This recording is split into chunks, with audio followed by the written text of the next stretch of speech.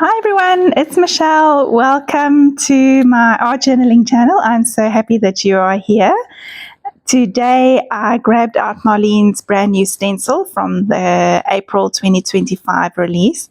I loved it from the moment I saw it, but I just haven't had a minute to play with it because I've been playing with everything else.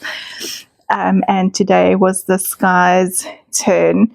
So I've got my stencil out. I've placed it halfway down my page and about 2/3 into the page because I didn't want the whole thing.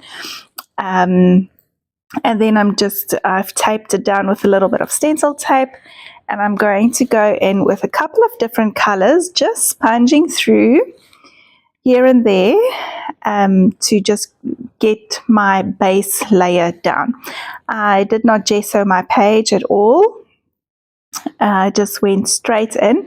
The paper in this new journal is magnificent. It is really thick. It takes water very well. The paint sits so nicely on top of it. It really is such a joy to work on. So I don't feel like it really is needed to be primed before you start working on it.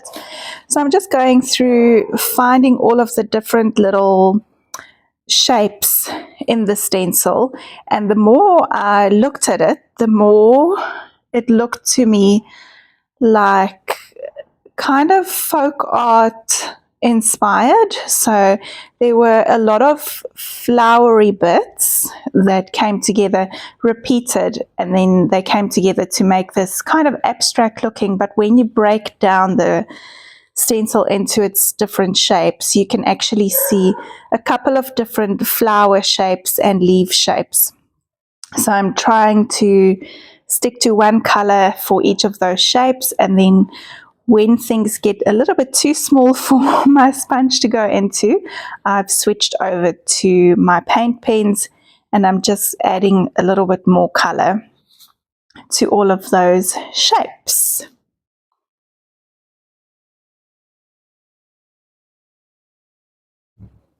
If you've been here for a while, you will know that I love a mandala.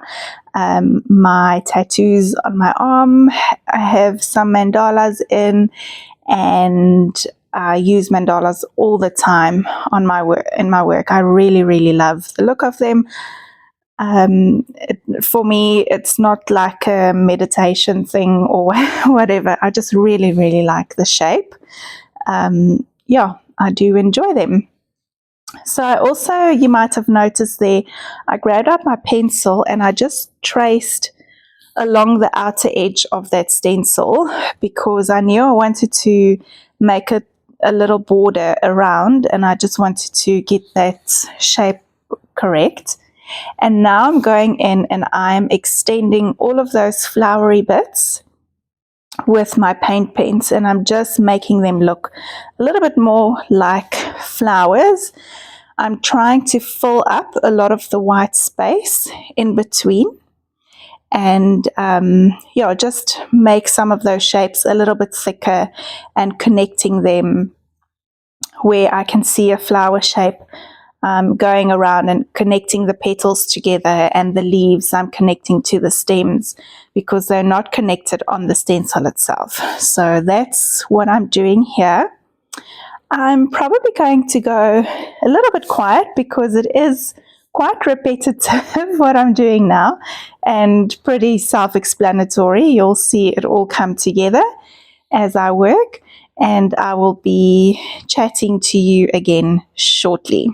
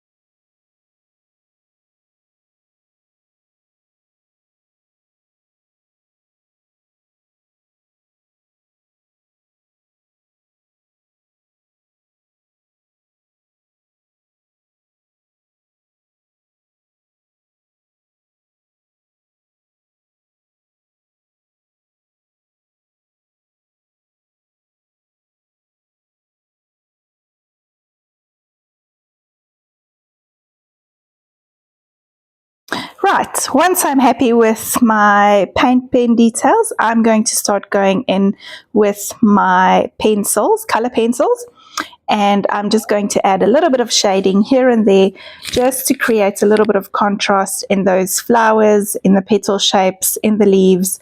Again, a pretty repetitive process, and you probably don't need me here for all of it.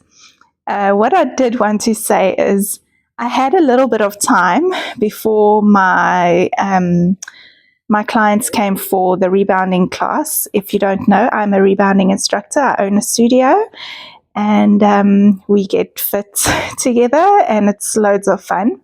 Anyway, I had some time before my class, and I thought, okay, I'm going to take 30 minutes, maybe pushing up to an hour, because I needed to get ready. But I got so lost in this process that it ended up being an hour and 20 minutes. So getting ready for my class was a little bit of a rushed effort, but I managed to do it. And I really loved how this page turned out, and I just loved the colors, and I loved just seeing how the shapes got together. You might have noticed I brought my tea. I managed to get that cold twice. So I did pause the video at one stage to go and warm it up, because I really just got so lost in this. I completely lost track of time. I lost track of my tea. But I really had fun. There was a moment here that I did the dark blue outline around the edge, and I did think for a second, maybe I should go into all of the white space and go in with that dark blue. I think that could look quite striking, but I wasn't quite brave enough, so I just filled it in with a pencil. I thought, okay, let me fill it in with a pencil and see what I feel like. Maybe that will give me a bit of an idea of what it's going to look like. But then I really like those pencil marks. I love the texture of this paper and how the pencil sits on top of that texture. So then I decided I will just keep it with the pencils. And I'm glad that I did, because it gave it a softer look. I might do it again, and I might add that blue in all the white space. But for this page, I was quite happy with just the pencil. Now I'm going in with my black and white details. And again, this is just a process where each little section there is just another opportunity for me to make marks in it. So again, it could take hours and hours. I could have probably gone on even longer than I did, but I did have to stop myself and call the page done at some stage. So I'm just going to let you have a little look, and I will chat to you again when there's something to say.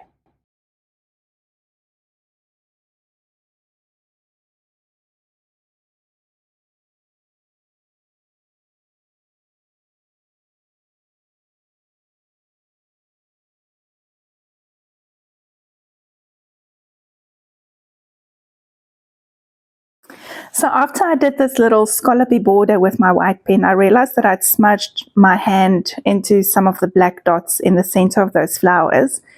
And although I wanted to not go too heavy with black, the only way to fix it was just to make all of the center of flowers black, and then I'll add some white dots, because obviously there was no way that I could have gone over the black with yellow again. So there's a little bit more black in there than I would have liked, but again, I love it. I think it came out just perfectly.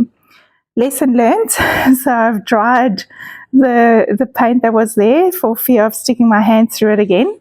And now I'm going to go in with Marlene's beautiful watercolors, and I'm just going to add a little bit of color onto that page. I wasn't quite sure what I wanted to do with the background, but in the end, I think this is one of the nicest backgrounds I've ever made. So I'm really glad that I went with my gut, and I did what I did. So you'll see shortly. So I've gone in with yellow, and I'm going in with a little bit of an orangey color just around the edges, because I want that mandala to pop out of the background and look like it has a little bit of a shadow there. And a quick dry. Didn't use too much water, so didn't take too long to dry. And then I thought of this. I decided to use this feather stamp. First I thought maybe I'll just go in with black.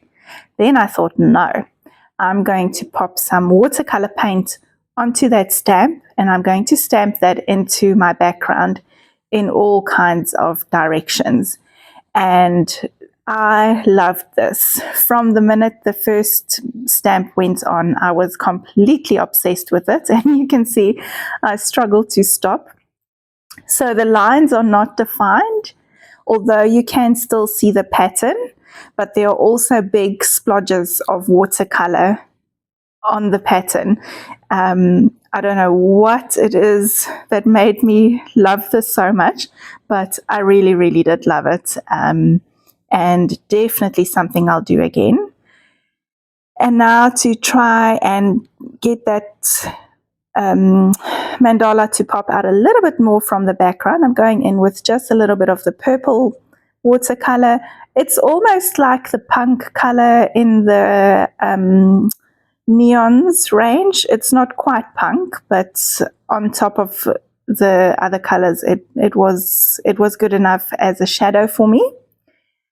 And I'm giving that a dry. And then just to add a little bit of texture, I'm taking this trio stencil that Marlene released in January, and I'm just going to first go in with a little bit of white to just add some white space back over that background. I really like the look of all these layers on top of each other, so you can still see the pattern underneath those white dots, but there's just some kind of something different there. And then I'm going to take the teeny tiny little strip of dots, and I'm going to go just around the edges of my mandala, just here and there, also not covering the entire circumference, is that the word, of the mandala, just here and there, just to give it a little bit of a shadowy look. Then I decided, no, I'm not done with black yet. That center, I really wanted that center to pop out a little bit more, so I'm just fiddling a little bit more here and there, and until I felt, okay, I really, really need to stop and get ready for my class. Again, some more mark making, because if there's an open space, you know how I am, I have to fill it.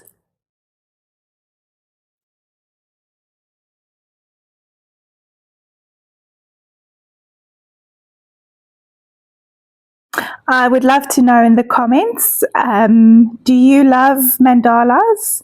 Have you ever made a mandala in your journal or in your art? I'd love to know what you guys think about mandalas and the pattern and the shape, even if you just color them in one of those adult coloring books. I'd love to know if you've ever played around with mandalas, because I definitely love them.